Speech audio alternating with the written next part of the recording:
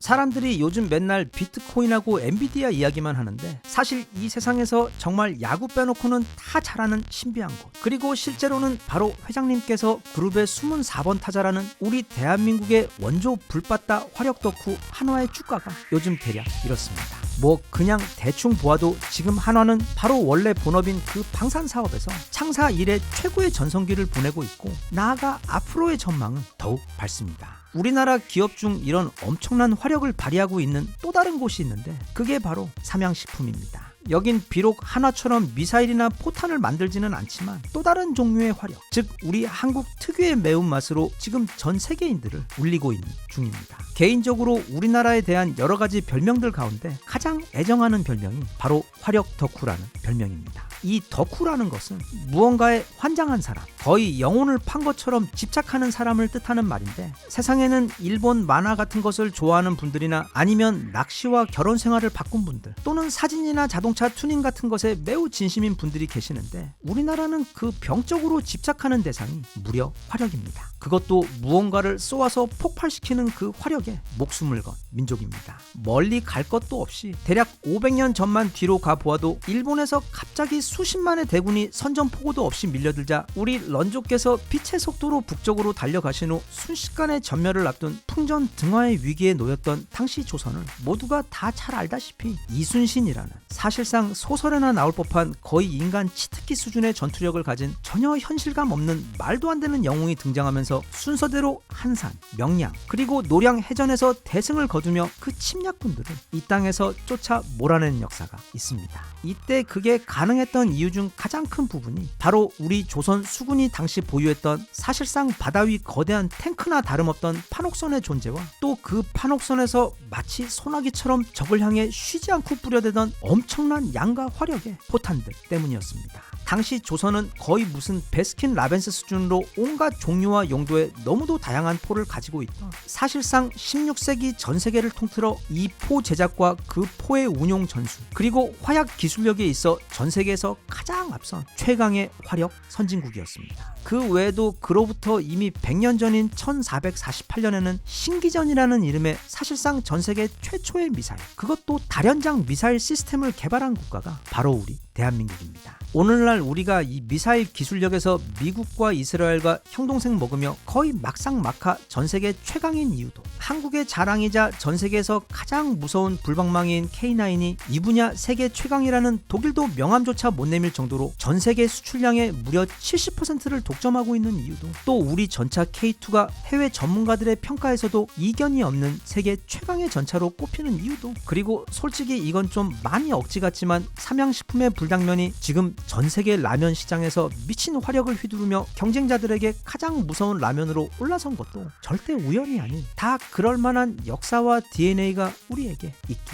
때문입니다. 그런데 이렇게 화력에 진심인 우리가 하필이면 지난 1950년 한국전쟁 당시에 그 흔하다는 탱크 한 대도 없어서 휴전선에서 부산까지 거의 무슨 도미노 무너지듯 허망하게 무너지며 밀리게 되었고, 그 와중에도 최전선 격전지에서는 후방 부대들에게 길어야 1분의 시간을 벌어주기 위해 병사들이 자기 가슴에다 핀 뽑은 수류탄을 10개씩 품고서는 달려오는 적의 탱크 바퀴 안으로 뛰어들어 함께 산화하는 방법으로 간신히 전멸을 막았던 그런 너무도 가슴 아프고, 또 한편으로는 지금도 너무 분해서 잠을 이룰 수 없으며, 또 이 신기전과 이순신 장군의 후예로서 너무도 자존심이 상하는 기억이 우리에게는 있습니다. 그래서 바로 그때부터 우리 국군에게는 이 세상에 치료제가 없다고 알려진 무서운 불치병인 후천성 항상 화력 부족 증후군이라는 정말로 무서운 병이 뿌리 깊게 자리 잡아 우리 군을 편하지 못하게 했습니다.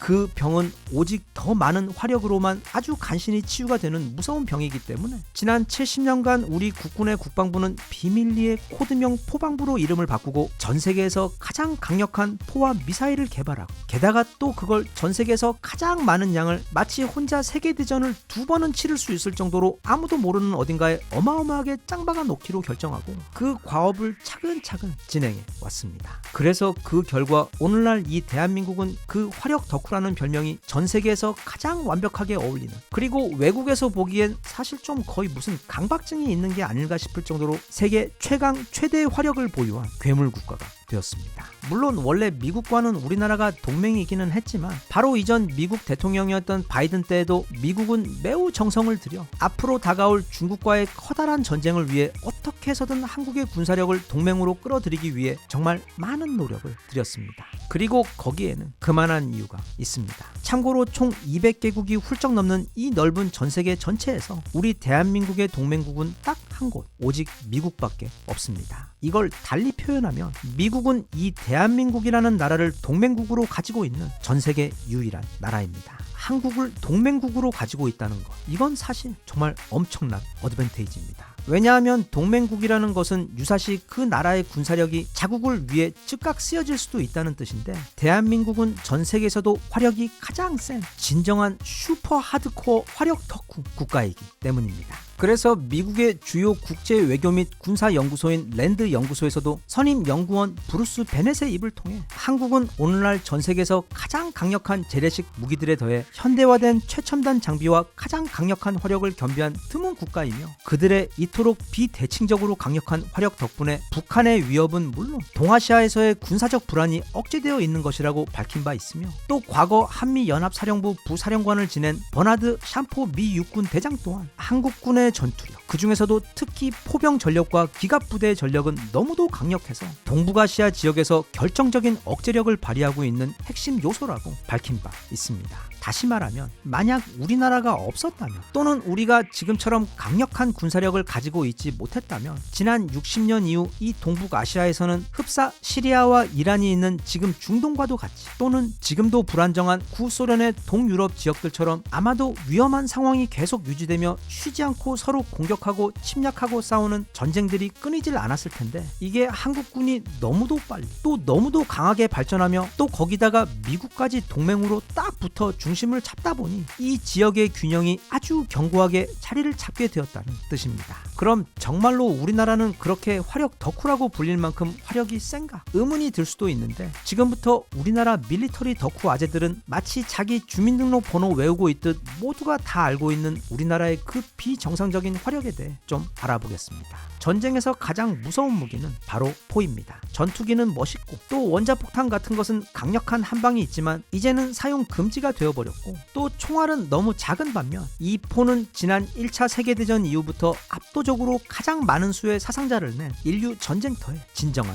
사신입니다. 그리고 바로 그 무시무시한 포에다가 바퀴나 무한 궤도를 달아 움직이도록 한 것이 포의 끝판왕 진화 버전인 바로 자주포와 전차입니다. 그런데 전 세계 기준으로 보았을 때 그 국토도 작고 또 인구도 고작 5천만 명밖에 되지 않는 이 대한민국이라는 나라는 전 세계에서 그 자주포를 가장 많이 가지고 있는 국가이고, 전차 또한 제대로 움직이지도 않고 고철로도 팔아먹기 매우 힘든 고물들 말고 3세대 이상, 지금 당장 실전에 들어가도 강력한 파괴력을 발휘하는 전차들의 경우 K1과 K2 전차를 모두 합해 총 1600대가량 운용 중에 있습니다. 한편 미국은 미국이니까 약 6,000대의 에이브람스 전차를 가지고 있고, 또 2등 러시아는 지금은 거의 다 박살이나 모르겠지만 몇 년 전까지만 해도 T-72, B-3, B-3M 전차를 1,900대 가지고 있어 사실상 전차 화력 면에서 우리나라는 미국 다음으로 세계 2위의 화력 강국입니다. 작은 영토에다 평지는커녕 산밖에 없는 이 작은 대한민국에 1,600대 이상의 최신 전차들이 있다는 것은 마치 상암 운동장 안에 약 100만 명의 UFC 선수들을 우겨놓고 싸울 준비를 하고 있는 것처럼 아주 비정상적입니다. 그런데 전차 말고 이 자주포를 보았을 때는 그게 더 황당합니다. 포 중에서 가장 무섭다는 155mm 포를 장착한 자주포, 즉 전세계 최강이자 우리나라의 자랑인 최고 불방망이 K9의 경우 우리는 그걸 총 3,100문이나 운용 중에 있습니다. 그에 반해 미국은 현재 총 1,020문의 자주포를 운용 중에 있고, 러시아의 경우 총 6,000문이 있는 것으로 알려져 있지만 대부분 다 1950년에서 70년대 생산한 것들로 신형 자주포의 경우 최대 2,000문 이하로 알려져 있어 우리나라는 전 세계에서 가장 많은 수의 자주포를, 그것도 전 세계에서 가장 강력한 성능을 지닌 최고 자주포를 매우 과하고 비정상적인 수준으로 운용 중인 국가입니다. 이렇다 보니 그 자주포에서 사용할 포탄 역시 비정상적으로 많습니다. 이 155mm 포탄은 그 무게와 사정거리 그리고 폭발력의 비율 때문에 가장 이상적인 포탄으로 분류되어 전 세계 모든 국가에서 가장 많이 운용 중인 포탄인데, 정확한 숫자는 각국의 군사 기밀이기 때문에 알려지지 않았지만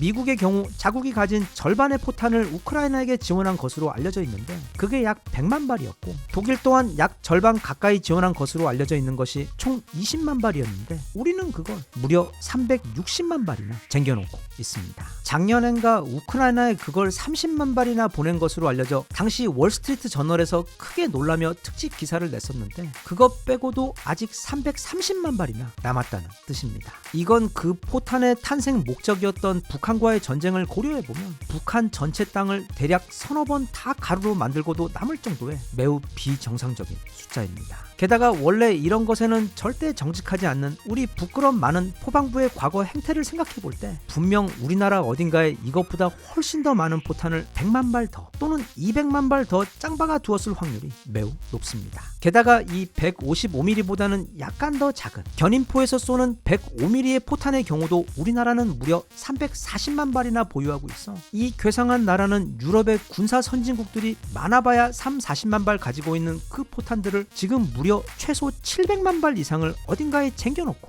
있는 상황입니다. 하지만 이 황당한 규모의 화력에도 불구하고 우리는 아직 배고픕니다. 그래서 이렇게 세계 최고의 자주포에다 세계 최강 전차를 만드는 것에 만족하지 못하고 이후 미국과 이스라엘 다음으로 전 세계에서 가장 뛰어난 미사일 기술력까지 차체 개발해버렸고 또 사실상 전술 핵으로 분류되며 지구 군사 역사상 가장 강력한 재래식 미사일인 현무 5까지 만들었으며 나아가 옛날 그 구식 디젤 잠수함으로 세계 최강 미 해군까지 놀라게 했던 그 운용 능력에 걸맞는 세계 최고 잠수함까지 최근 개발한 데다 얼마 전에는 아무도 예상하지 못했던 세계 최고 수준의 공격 전투기인 KF-21까지 그냥 단 한 방에 개발에 성공해버리면서 양은 물론 질적인 면에서도 세계 군사력 G2를 향해 매우 빠르게 달려가고 있는 것이 바로 이 지구에서 가장 이상한 나라 그리고 아직도 배가 많이 고픈 우리 대한민국의 상황입니다. 그래서 앞으로 어떤 형태로든 만약 또 다른 세계 대전이 터지게 된다면 절대로 적이 되고 싶지 않은 나라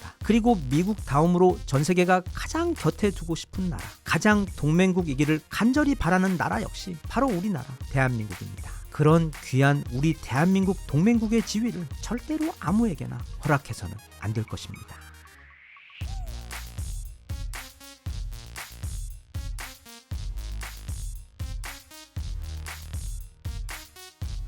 Even if you tried, you wouldn't understand it. Maybe something's missing inside of you.